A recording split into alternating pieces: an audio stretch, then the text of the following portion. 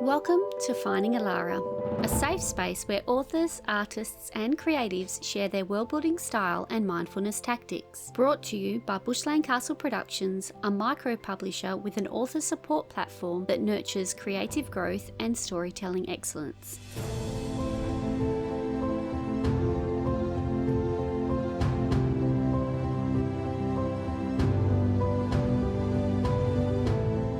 Welcome to the Indie Author Book Fair Minisode series. All of these interviews were recorded as a live stream from the Indie Author Book Fair on the 30th of November 2025 in Bunbury. Each minisode will have the live interview component with myself or Paul Vandermeer from Forest.chat, an interview the guest had with Chris Ilsley on the day, and the story of how they chose to walk the creative path. My hope is that this will inspire you to have a closer look at what is available in the indie book world. Feature guest 25 of 27 is Vanessa Savundra. Vanessa's author journey is a testament to her lifelong passion for education and creativity. From a young age, she dreamt of becoming a teacher, driven by love for working with young children and nurturing their development.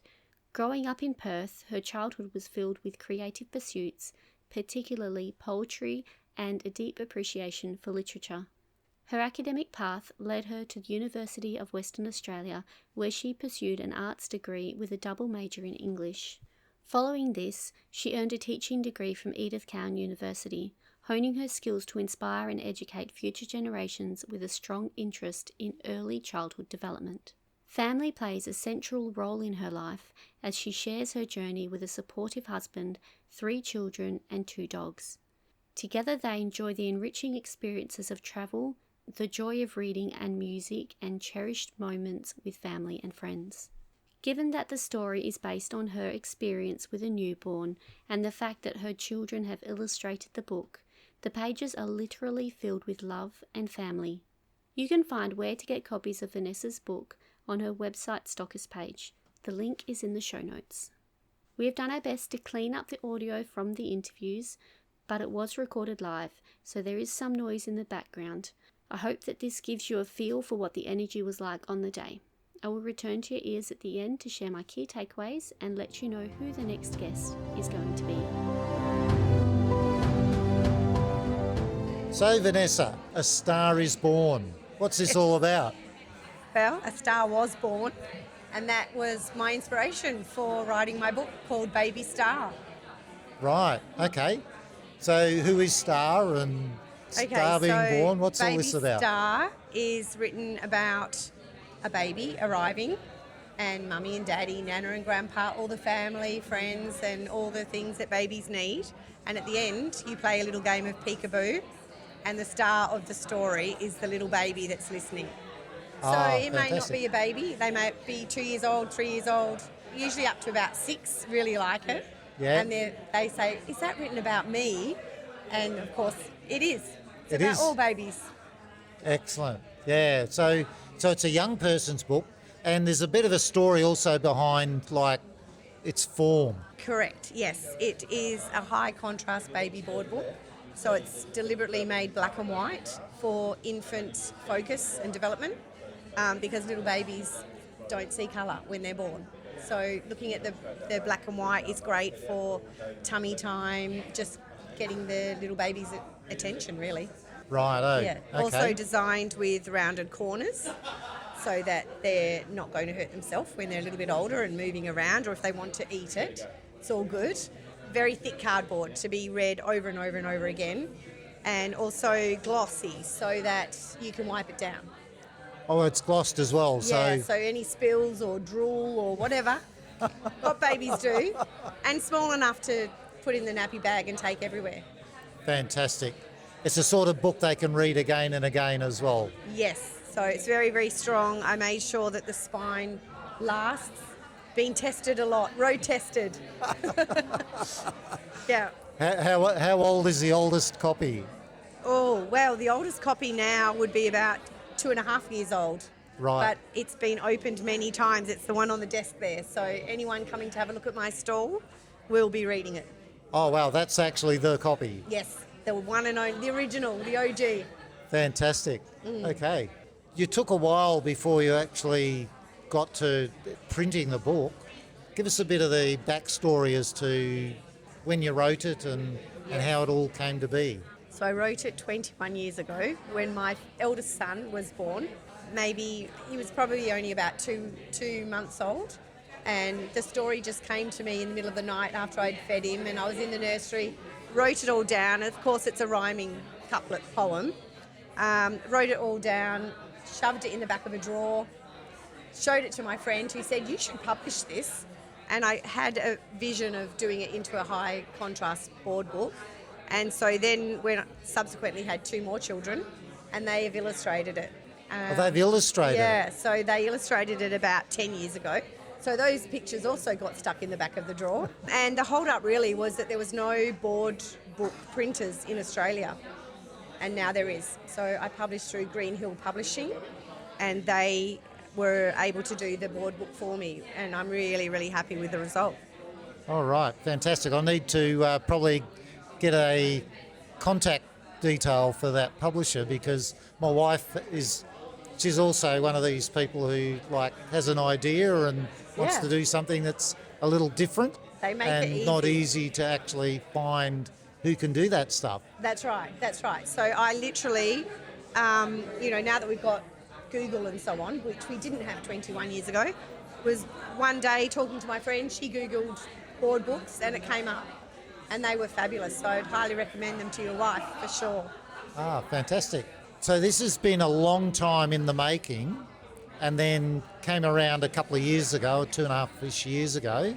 How did you find the indie authoring experience? Well, I think, like I said, because I went through Greenhill, they really made it easy. I literally had an old piece of A4 paper that I'd scribbled the poem on, and all different colours and stages and ages of drawings. And they helped me to get it all printed and designed. They edited it pretty much from the scrapbook right through to what you see now. And I published about 1.5 years ago. I got 500 printed in my first print run. They all sold. So Nice. I'm now on to my second, and I've ordered my 3rd lot. And you've ordered your 3rd lot. Yes, Fantastic. yeah. So it's going along pretty well. There's definitely an audience for it. I think so. A lot of people really like the black and white, and I think books are one of those things that for babies, they're never going to go out of fashion, so I'm lucky. Yeah, it's an ageless story. That's right, yeah. Literally. Fantastic. So if there were 5 words to describe you as an author, what would they be? Oh, creative, educational, fun, playful, and childlike. And childlike. Oh, and that fits in perfectly, doesn't it? It does, With yes. what you've got. Yeah. Beautiful. Okay. Now, what's your favourite writing environment? It's a little bit of a different question, thinking about how long ago this was actually done. Well, my favourite writing environment. I found the actual writing quite fast. Same with my second book, which I'm about to be publishing, very early stages, but again through Greenhill, very different topic. I actually find the writing very fast. And it usually comes to me when I'm driving or, I don't know, in the shower, not really thinking, it just comes. Same as when the first book, Baby Star, I was just literally, had just fed my baby, sitting in the dark at 3 a.m. thinking, and just wrote about baby love, and it just came out. Literally takes about 10 minutes and I've written the whole book. Wow. Yeah. That's the beauty of this age group. That's right. It's not a novel. They're voracious readers. That's right. Easy words and quick to read. Yeah. Right, fantastic. So if somebody wants to buy the book, where do they go? They can go to my website, which is babystarbook.com.au. babystarbook.com.au. So that's nice, easy too, isn't it? Nice and easy to remember. Yeah. All right. Well, welcome to Baby Star. Thank you, Vanessa. Thank you so much. Have you finished building your story and you're not sure which pathway to choose for publishing? The Book Reality Experience is a publishing assistance service offering partnership publishing solutions to authors. We have different pathways available, and we'll recommend what we think works best for you and your story. Check out our website at www.bookreality.com for more information. Together, let's turn your book dream into a reality. We're joined by yet another author. in this particular instance, Vanessa Savundra. What sort of books do you write, or would you like to write? So I have recently published a high contrast baby board book. A high contrast baby board book. Yes. My God, that sounds technical. And well, it's black and white to help with infant focus and cognitive development. Uh-huh. So it's Because designed for babies- really young children. Designed especially for little ones to encourage infant literacy. So it's got rounded corners so that babies can chew on it. It's got a tough spine so it can be thrown around and opened and closed many times. Pretty thick cardboard as well. Yes. I like one Can't of the... tear that. Can't eat it. Well, you can try. You can have fun trying. They could have fun trying. That's right. I've got to say, in some respects, I'd say your book would make a very good teething rusk. Yes, that's right. I like And it. also it is glossy so that it can be wiped down.